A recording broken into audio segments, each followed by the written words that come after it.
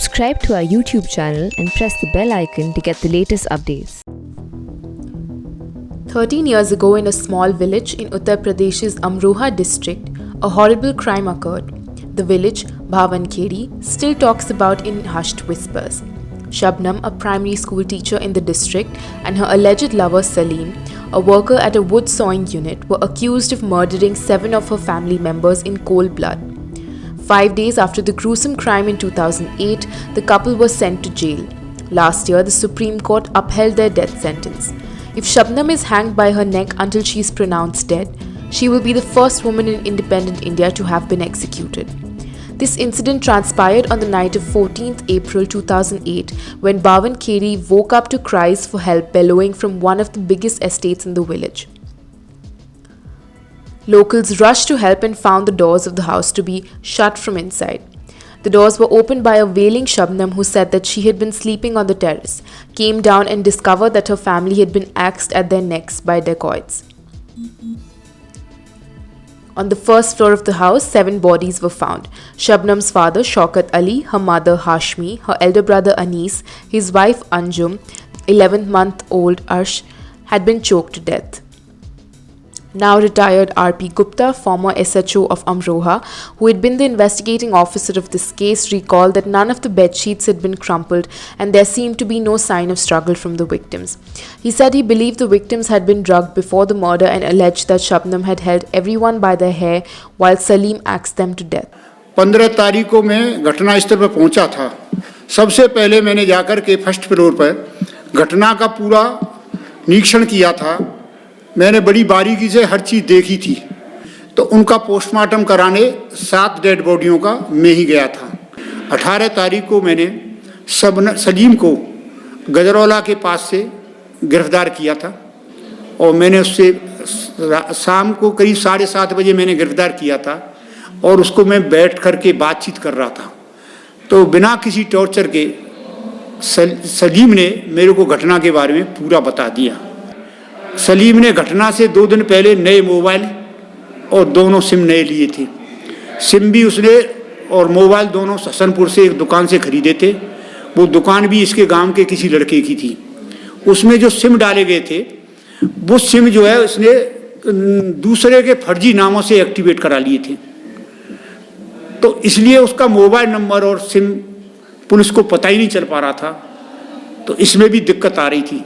जब सलीम को इंटरोगेट किया तो सलीम ने बता दिया कि हमारे पास दोनों मोबाइल नए हैं, उसमें दोनों नए सिम डाले गए हैं.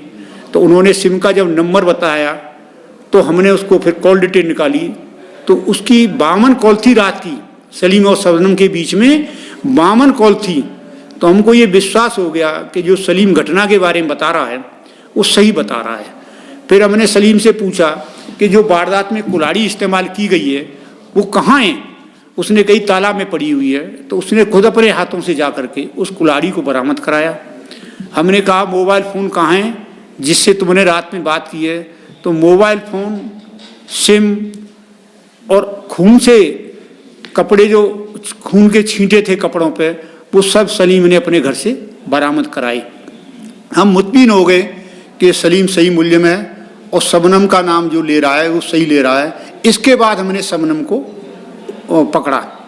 फिर शबनम से बात की. जब सलीम ने कहा कि पूरी बात बता दो, हमने पूरी बात बता दी है.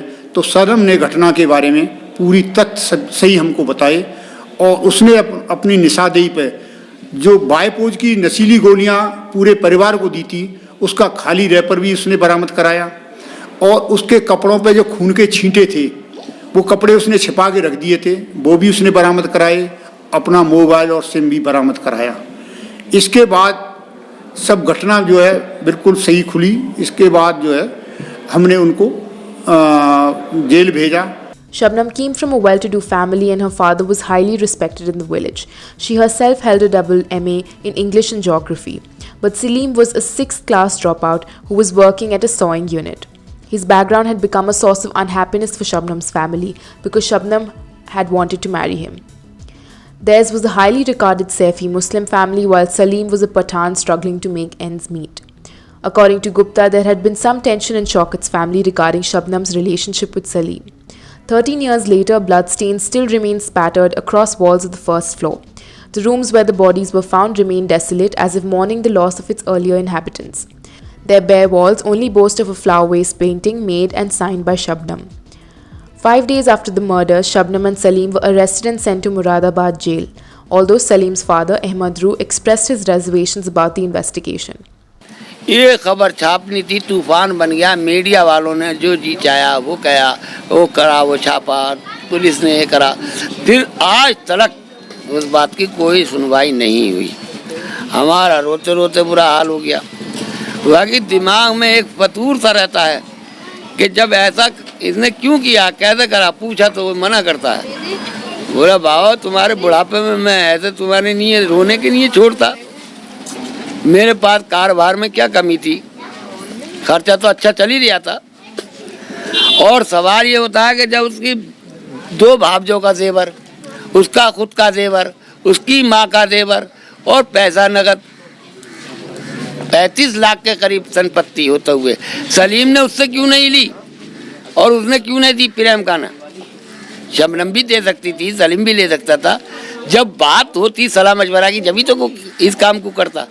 हाँ, जब उसने ली नहीं, उन्हें दी नहीं और उन्हें करा ही नहीं, तो अब वो अपने रिश्तेदार को उसने दे दी वो। और जब ये सब काम हो गया तो अब हमारा केस लड़ाने के लिए हम कंगाल हो गए। हम काहे से लड़ा में केस? नहीं हमसे मुकदमा लड़ाया गया, नाम से देखा गया। जैसे दिल में पुलिस के आई ऐसे उसने करा, जैसे मन में मीडिया के आई उसने करा। कोई बात हमारी सुनी नहीं गई और जो गवाह थे उनसे बयान लिए गए। शबनम की चाचा चच्ची से लिए गए, वो तो बोलेंगे ही ऐसे, और जो हमारी तरफ से बयान हुए उसे दिखाया नहीं। ये मनमानी हुई है और कोई बात इन्होंने सोच समझ के नहीं करी। A month after being sent to jail, Shabnam was found to be 6 months pregnant. In 2009, she gave birth to her son Taj Mohammed in jail. He lived with her until he was 6 years old, after which Shabnam asked her college friend journalist Usman Saifi to look after him. Taj Mohammed is now 12 years old, a child who continues to pay for the sins of his parents. He has no independent means of existence. Under Muslim personal law, he is considered illegitimate and cannot inherit his mother's riches, even as a law in UP mandates that murderers cannot bequeath property to their children. Caught up in the sins of his parents since birth, his future looks bleak.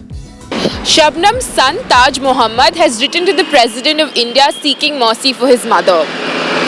If hanged, Shabnam will be the first woman in India to be hanged since independence. The villagers of Bhavankhedi still await the outcome of 7 murders that took place on the fateful night of 14-15th April in 2008. Reporting with Praveen Jain from Amroha, this is Kairvy, Grewal for ThePrint.